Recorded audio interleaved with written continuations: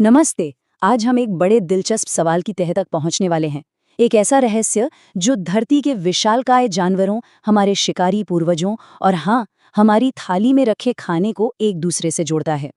ये कहानी है कि कैसे एक बहुत बड़े संकट ने अनजाने में ही हमारी आज की दुनिया की नींव रखी। तो चलिए शुरू करते हैं। तो पहला सवाल ये है, कभी सोचा है कि आज के जो शेर हैं, हाथी हैं या कोई भी जानवर, वो उन भीमकाय जीवों के मुकाबले इतने छोटे क्यों हैं जो लाखों साल पहले इसी धरती पर घूमते थे? ये एक ऐसी पहेली है जो सीधा सीधा हमारी आज की दुनिया से जुड़ती है। और यहीं से एक दूसरा और भी ज्यादा गहरा सवाल खड़ा होता है। अगर हमारे पूर्वज लाखों सालों से शिकार करने में उस्ताद थे, तो भाई ऐसा क्या हो गया कि उन्होंने अचानक से पेड़ पौधों पर जीना और खेती करना शुरू कर दिया? इन दोनों सवालों का जवाब एक ही कहानी में छिपा है। तो चलिए समय में थोड़ा पीछे चलते हैं, बहुत पीछे। एक ऐसी दुनिया की कल्पना कीजिए जो आज से बिल्कुल अलग थी। एक ऐसी दुनिया जहां धरती पर विशालकाय मतलब भीमकाय जीवों का राज था। देखिए, लाखों करोड़ों सालों तक ना धरती पर जिंदगी का एक ही नियम था, जो जितना बड़ा वो उतना बेहतर। 30 करोड़ साल पहले के कुछ फीट के जीवों से लेकर डायनासोर के दौर तक, और यहाँ तक कि डायनासोर के खत्म होने के बाद भी मैमथ जैसे बड़े बड़े जानवर वापस आ गए। मतलब एवोल्यूशन की गाड़ी हमेशा बड़े और विशालकाय जानवरों की तरफ ही जा रही थी।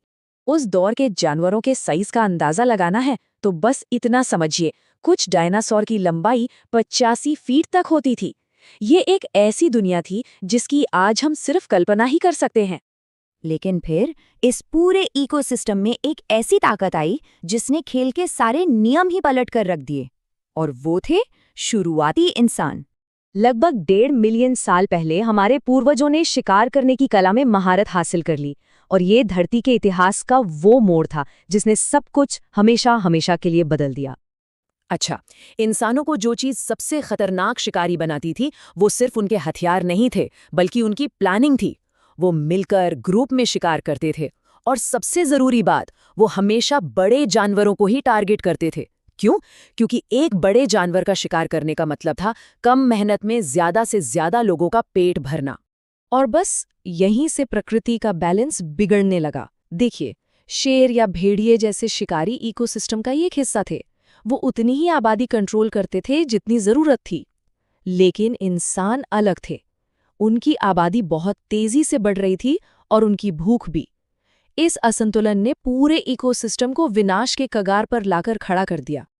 तो शिकार में मिली इस जबरदस्त कामयाबी का नतीजा क्या निकला?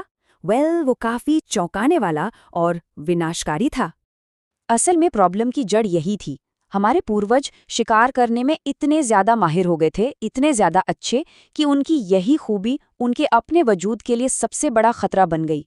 मानव शिकारियों के आने के बाद बड़े जानवरों की आबादी सिर्फ घटी नहीं, बल्कि पूरी तरह से ढह गई। उनका शिकार इतनी तेजी से हुआ कि उन्हें अपनी आबादी को फिर से संभालने का मौका ही नहीं मिला, और देखते ही देखते वो विलुप्त होने की कगार पर पहुंच गए। इसे हम महाविलुप्ति कह सकते हैं। एक ऐसा संकट जिसे इंसानों ने खुद अपने लिए पैदा किया था। अचानक वो खाना जिस पर वो लाखों सालों से निर्भर थे, वो पूरी तरह से खत्म हो गया। ये पूरी इंसानियत के लिए एक एग्जिस्टेंस का संकट था। और इस संकट का एक और बड़ा हैरान करने वाला नतीजा निकला। खाने की कमी और कुपोषण की वजह से जो जानवर किसी तरह बच गए थे, उनका आकार भी पीढ़ी दर पीढ़ी छोटा होता गया। यही वजह है कि आज के शेर भी अपने पुराने पूर्वजों के मुकाबले छोटे होते हैं। और अब कहानी उस मोड़ पर आती है जहां इसी भयानक संकट ने एक ऐसी खोज को जन्म दिया जिसने हमेशा के लिए दुनिया का नक्शा ही बदल दिया। कहते हैं ना, आवश्यकता ही आविष्कार की जननी है। ये कहावत उस पल को बिल्कुल सही तरीके से बताती है जब हमारे पूर्वज भुखमरी और निराशा से घिरे हुए थे, तभी उन्होंने एक नया रास्ता खोज निकाला। तो ये हुआ कैसे? ये एक बहुत ही नेचुरल प्रोसेस था। जब शिकार मिलना बंद हो गया तो मजबूरी में पौधों और फलों पर निर्भरता बढ़ गई, और फिर धीरे धीरे उन्हें ये एहसास हुआ कि इन पौधों को सिर्फ ढूंढने के बजाय एक ही जगह पर उगाया भी तो जा सकता है। और बस यहीं से खेती का जन्म हुआ। खेती ये सिर्फ पेट भरने का नया तरीका नहीं था, ये एक पूरी की पूरी क्रांति थी जिसने इंसानी समाज का ढांचा ही बदल कर रख दिया। खेती की वजह से इंसान एक जगह टिक कर रहने लगा। जिससे गांव और बस्तियां बनी। जानवरों को शिकार करने के बजाय उन्हें पालतू बनाया जाने लगा, और हाँ, खाने पीने के तरीके हमेशा के लिए बदल गए। खेती की विरासत आज भी हमारे साथ है।